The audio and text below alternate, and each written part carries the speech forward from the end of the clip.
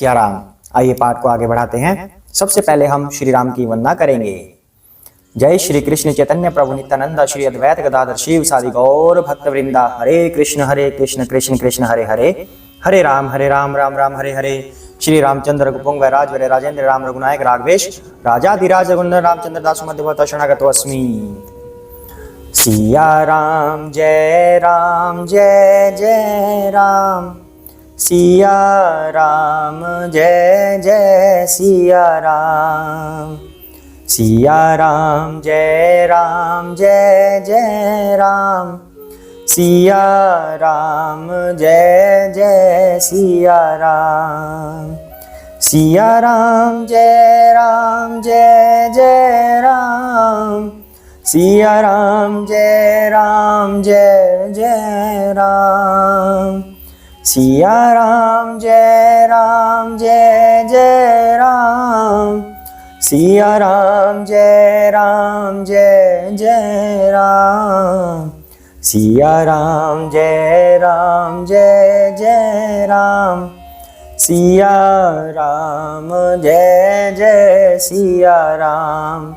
हे राम मेरे राम, सिया राम जय जय राम, मेरे राम सीता राम, सिया राम जय जय राम। जय सिया राम। भरत शत्रुघ्न लक्ष्मण जी की जय हो, तुलसीदास जी की जय हो, वाल्मीकि जी की जय हो, श्री पार्वती की जय हो, जय काकभुशुंडी गरुड़ जी की जय, हनुमान जी की जय, श्री गणेश। जय सिया राम। तो पाठ हमने कहां तक कर लिया? काकभुशुंडी जी और गरुड़ जी की वार्तालाप चल रही है। काकभुशुंडी जी बता रहे हैं अपने आप को कि मैं काफी नीच व्यक्ति था, अभिमानी था, मैं शिव भक्त होता था, लेकिन हरि भक्तों से मैं जलन करता था, हरि से जलन करता था, मैं सिर्फ शिव की भक्ति करता था। अपने गुरु जी के पास जब मैं गया तो गुरु जी मेरे पास आए और मैं तब शिव के मंदिर में था और शिव की आराधना कर रहा था, और गुरु जी को मैंने प्रणाम नहीं किया अभिमान में। तब भी गुरु जी ने मुझे आशीर्वाद ही दिया, उन्होंने मुझ पर क्रोध नहीं किया। लेकिन शिव को यह मंजूर नहीं था कि उनके कोई एक भक्त दूसरे भक्त के साथ ऐसा व्यवहार करे। तो एकदम से मंदिर में आकाशवाणी हुई कि मैं तुझे शाप दूंगा, भले ही तुम्हारे गुरु ने तुम्हें कुछ नहीं कहा, परंतु मैं तुम्हें दंड अवश्य करूंगा, अवश्य तुम्हें दंड दूंगा मैं। अब आगे करते हैं। जय सिया राम। जे सठ गुर सन ईर्षा करही, रोरव नरक कोटि जुग परही, त्रिजग जोनि पुनि धरही शरीरा, अयुत जन्म भरी पावही पीरा। जो मूर्ख गुरु से ईर्षा करते हैं वे करोड़ों युग तक रोरव नरक में पड़े रहते हैं, फिर वहां से निकलकर वे तिर्यक अर्थात पशु पक्षी आदि योनियों में शरीर धारण करते हैं और 10,000 जन्मों तक दुख पाते रहते हैं। अर्थात जो अपने गुरु से ईर्षा करता है वह रोरक नरक में जाता है, पशु पक्षी बनकर रहता है और 10,000 वर्षों तक कष्ट पाता है। गुरु से ईर्षा करने का यह फल होता है। बैकी रहेसी अजगर इव पापी, सर्प होहि खल मल मति व्यापी, महा बिटप कोटर महु जाई, रहु अधम अधम अधगति पाई। अरे पापी, शिव जी कह रहे हैं, यानी कि जो आकाशवाणी हो रही है ना वो शिव जी ने ही करवाई है, तो शिव जी ही कह रहे हैं, अरे पापी तू गुरु के सामने अजगर की भांति बैठा रहा, रे दुष्ट तेरी बुद्धि पाप से ढक गई है, अतः तू सर्प हो जा। और अरे अधम से भी अधम इस अधोगति सर्प की नीची योनि को पाकर किसी बड़े भारी पेड़ के खोखले में जाकर रह। अर्थात पहला शाप तो ये दे दिया कि तू सर्प हो जा, कि तुझे अज्ञान ने ढक दिया है, तू सर्प बन जा। उसके बाद जो सर्प की योनि में भी जो सबसे गंदी योनि होती है, सबसे बुरी होती है, जो कहते हैं किसी पेड़ के नीचे खोखला बनकर वहां पे तू रह। हाहाकार किन गुर दारुण सुनी शिव साप, कंपित मोहि बिलोकी अति उर उपजा परिताप। शिव जी का भयानक शाप सुनकर गुरु जी ने हाहाकार किया, मुझे कांपता हुआ देखकर उनके हृदय में बड़ा संताप उत्पन्न हुआ। गुरु जी तो बहुत अच्छे भक्त थे शिव जी के, तो इतने अच्छे भक्त थे तो किसी दूसरे भक्त ने जब उनके साथ अच्छा व्यवहार नहीं किया, जब उसके साथ बुरा हो रहा है, तो जो अच्छे भक्त हैं, जो गुरु जी हैं, उनको बड़ा बुरा लगा कि ये संताप हुआ कि इसने मेरे साथ ऐसा किया था, उस वजह से ये कष्ट पा रहा है। पर शुद्ध भक्त जो होते हैं उनका ऐसा ही स्वभाव होता है, वो कभी किसी को कष्ट ना देना चाहते हैं, ना ऐसा मन में चाहते हैं कि इसको कष्ट मिले। शुद्ध भक्त हमेशा सबका भला चाहते हैं। और जैसे ही देखा कि उनका शिष्य है, उनके साथ बुरा व्यवहार करके अब शाप का भागी हो रहा है, तब गुरु जी को बड़ा संताप हुआ। ये शुद्ध भक्त की पहचान है। जय सिया राम। तो करी दंडवत सप्रेम द्विज शिव सन्मुख कर जोरी, विनय करत गदगद स्वर समुझी घोर गति मोरी। प्रेम सहित दंडवत करके वे ब्राह्मण श्री शिव जी के सामने हाथ जोड़कर मेरी भयंकर दंड का विचार कर गदगद वाणी से विनती करने लगे, अर्थात गुरु जी कागभूषुंडी जी को बचाने में लग गए कि शिव जी ने उनको शाप दिया है तो मैं उनकी रक्षा करूं। नमामिष्मिशान निर्वाण रूपम विभुम व्यापकम ब्रह्म वेद स्वरूपम निजम निर्गुणम निर्विकल्पम निरीहम चिदाकाशमाकाशवासम भजे अहम। जय श्री राम। हे मोक्ष स्वरूप गुरु जी अब आराधना कर रहे हैं शिव जी की।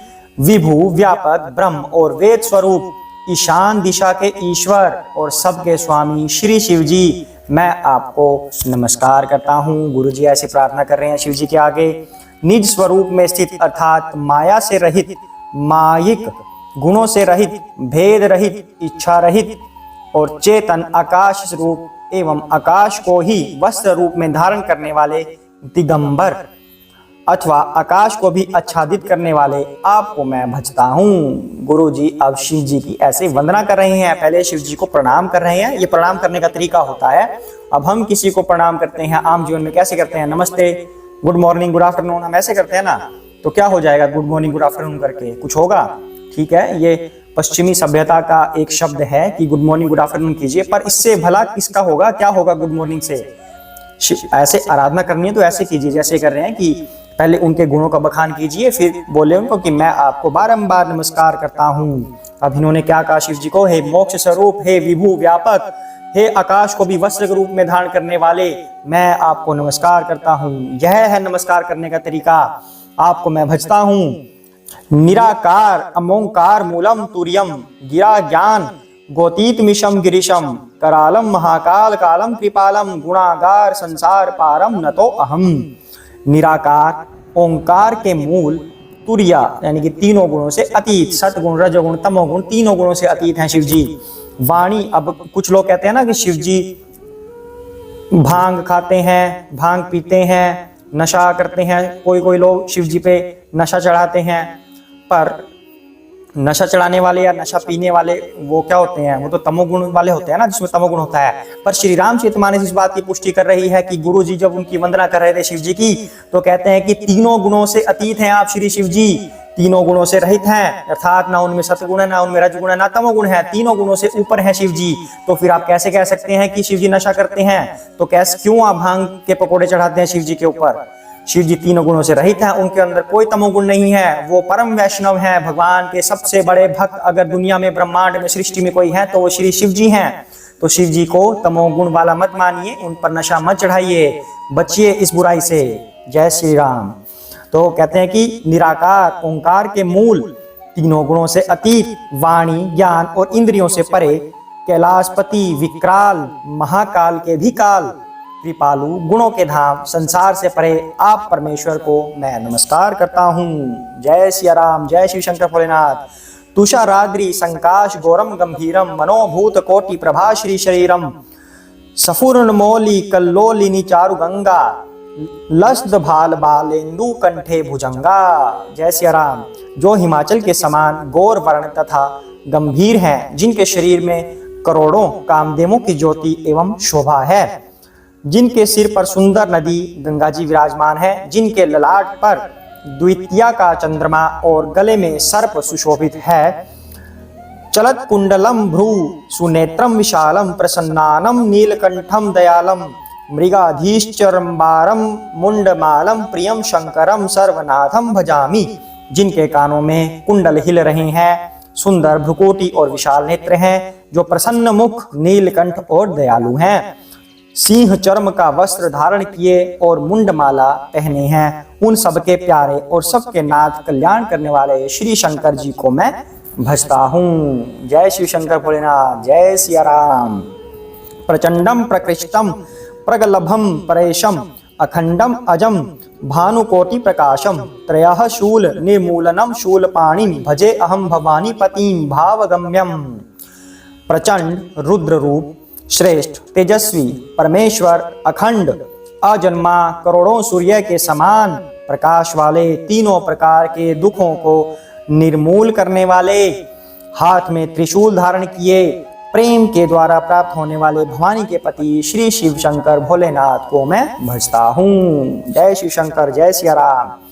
कलातीत कल्याण कल्पांतकारी सदा, सज्जन नानंद दाता पुरारी, चिदानंद संदोह मोह पहारी, प्रसीद प्रसीद प्रभो मन्मथारी। कलाओं से परे कल्याण स्वरूप, कल्प का अंत करने वाले, सज्जनों को सदा आनंद देने वाले, त्रिपुर के शत्रु सच्चिदानंद घन, मोह को हरने वाले, मन को मथ डालने वाले, कामदेव के शत्रु हे प्रभो प्रसन्न होजिए, प्रसन्न होजिए। जय सिया राम, जय श्री शंकर भोलेनाथ। अब न यावद उमानाथ पदारविंदम भजन्ति लोके परे व नराणाम, न तावत सुखम शांति संताप नाशम, प्रसिद्ध प्रभो सर्वभूताधिवासम। शिव जी की आराधना कर रहे हैं कारकुशुंडी जी के गुरु। जब तक पार्वती के पति आपके चरण कमलों को मनुष्य नहीं भजते, तब तक उन्हें न तो इहलोक और परलोक में सुख शांति मिलती है और न उनके तापों का नाश होता है। अतः हे समस्त जीवों के अंदर निवास करने वाले प्रभो प्रसन्न होजिए, प्रसन्न होजिए। जय श्री शंकर भोलेनाथ, जय सिया राम। आज के लिए इतना ही करते हैं। जय सिया राम।